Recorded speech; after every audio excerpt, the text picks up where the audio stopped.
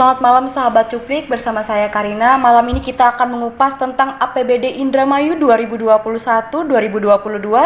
Apakah bermartabat ataukah masih berbau Indramayu Remaja? Dengan narasumber Haji Abdul Rohman, Ketua Fraksi PDI Perjuangan Indramayu. Selamat malam Pak Haji.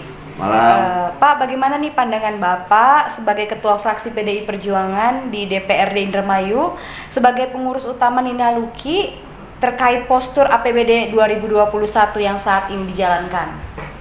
Baik, izin Mbak, saya buka dulu aja nih. Saudara-saudara sekalian, postur APBD 2021 sebesar 3,3 triliun sebenarnya memang masih produk dari rejim lama, sehingga persoalan apakah itu program-program 99 Ibu Nina, program sehari itu ada terasa di situ, sebenarnya tidak tampak dan tidak terasa, dan memang ketentuannya demikian. Ketika APBD 2021 masih waktu itu dibahas oleh pemerintahan rejim lama, maksud kami oleh Pak Taufik, yang mengatakan sehingga memang konsepnya ya masih konsep tentang melanjutkan RPJMD remaja jilid 3 mungkin di fase akhir. Sama sekali tidak nampak memang untuk perubahan di Indramayu itu belum bisa terjadi di saat sekarang. Demikian. Baik, Musrembang sebagai bahan untuk penentuan APBD 2022 sudah ditetapkan. Apakah postur anggarannya sudah sesuai visi misi Indramayu bermartabat, Pak?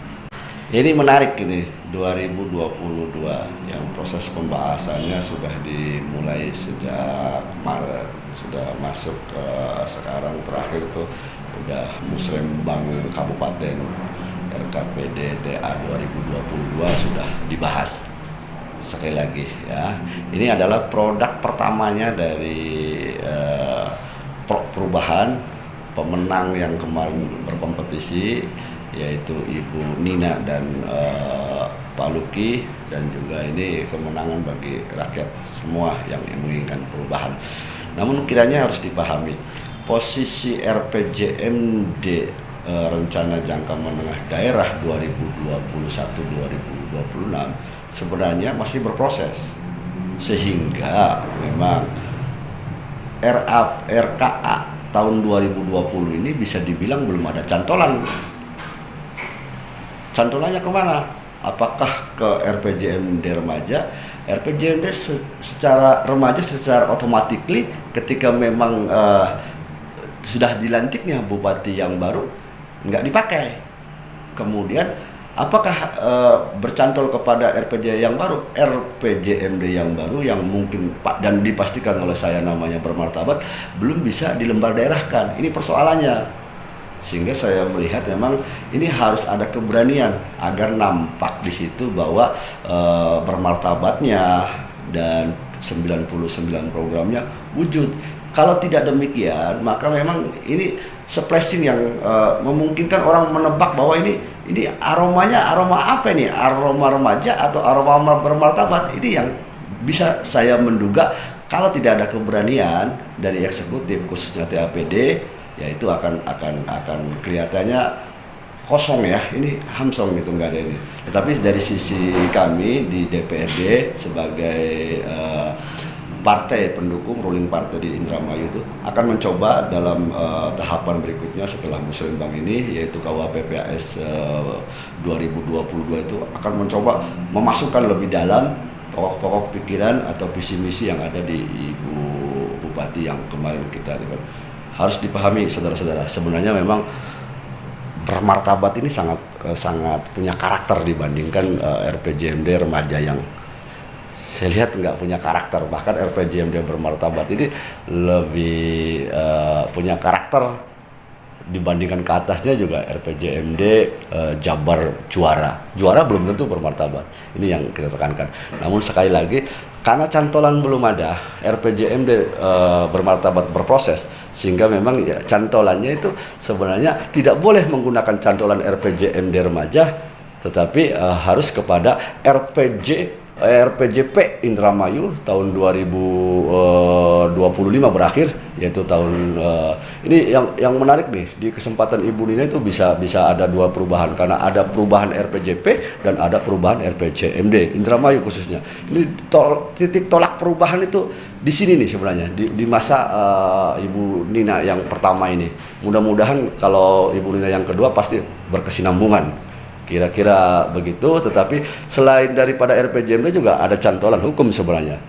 Biasanya itu program strategis provinsi, kemudian prioritas pembangunan nasional nawacita itu yang jadi pedoman. Kemudian juga ada RPJP tadi yang saya sebutkan, RPJP Indramayu tahun 2005-2025 yang sudah ada, yang masih bisa dipakai.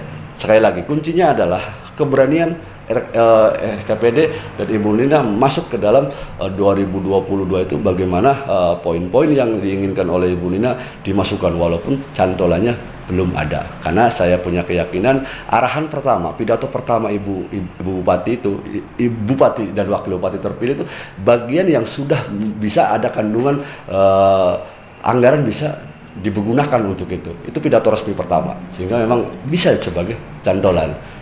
Ini harus ada keberanian sekali lagi. Begitu Mas. Bagaimana seharusnya postur APBD Indramayu ke depan agar terintegrasi sesuai dengan visi dan misi? 2022 Musrembang kemarin dilaksanakan oleh Bupati, hasil pilihan masyarakat Bupati yang berjargon perubahan itu secara umum ditandatangani dan penanggung jawabnya adalah Bupati terpilih. Namun sekali lagi memang persoalan cantolan ke atasnya ini belum ada, ya kan?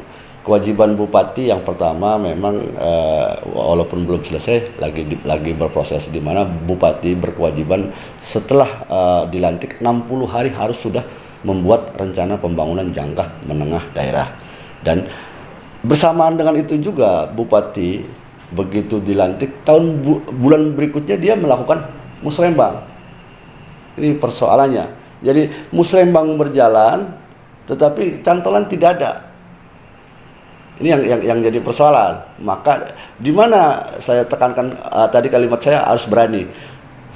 Berani ini kawan-kawan SKPD dalam membuat rencana kerja SKPD-nya, dia memang sudah bisa harus menggunakan arahan pertama, pidato pertama Ibu Bupati cukup untuk sebagai cantolan. Kalau mereka nggak gampang, ini belum ada cantolannya, kita gimana arahannya apa? Karena belum ada PJMD-nya, ya itu bisa menjadi masalah. Tetapi ditekankan di mana keberanian itu? Dia memang wajib menggunakan arahan-arahan Ibu Bupati. Di samping tadi ya RPJP tahun 2025, tahun 2005, tahun 2025, skala prioritas nasional dan skala prioritas provinsi. Dan yang paling penting itu dia memang jangan ragu menggunakan pidato pertama Ibu Mega bahwa dia punya visi, punya misi, punya sasaran, punya tujuan, dan punya program 99 serta punya program 10 unggulan di 100 hari pertama. Itu bisa untuk dijadikan oleh kawan-kawan TAPD, kebetulan saya di Banggar sehingga menyebut mereka kawan-kawan. Nanti begitu diusulkan itu ya mereka sudah masuk dalam kondisi sudah harus menggunakan yang perubahan itu walaupun belum ada RPJMD bermartabat. Kira-kira demikian. Baik Pak Haji, mungkin ini yang terakhir, apakah ada yang disampaikan untuk masyarakat Indramayu?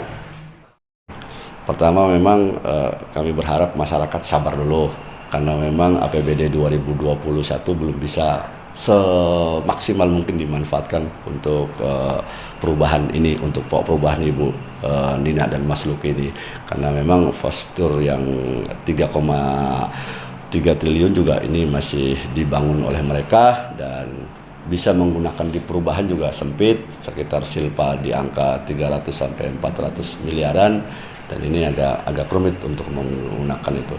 Kemudian kami berharap ke masyarakat sama-sama yuk kita awasi, karena dari awal juga kita gotong royong, dari awal juga Ibu Nina adalah milik kita, kita semua itu adalah memiliki Ibu Nina, kita sayang ke Indramayu, sehingga memang 2022 dalam hal merencanakan ini bahu-membahu lah. Kalau ada yang secara umum kemarin banyak perubahan, orang banyak yang diundang untuk hadir di Musrembang. Namun ini kan bicara persoalan cantolan yang kemarin yang tadi saya sampaikan belum ada, sehingga banyak yang gampang. Masyarakat bisa menekan, masyarakat bisa ini dong, lebih terang itu harus dipertajam. Anggaran untuk PJU itu harus diteriakan. Kira-kira demikian. Ini saya ulangi lagi bahwa emang masyarakat yang diinginkan oleh kami sebagai pemenang pemilu partai kami itu keterlibatan masyarakat benar-benar kami inginkan. Bersatu kita bisa. Sekali lagi, bermartabat itu lebih berkarakter dibanding rejim yang lalu, yaitu remaja. Demikian dari saya. Terima kasih. Terima kasih Bapak atas waktunya. Sama-sama Mbak. Demikian sahabat Cuplik yang bisa saya sampaikan dari studio cuplik.com.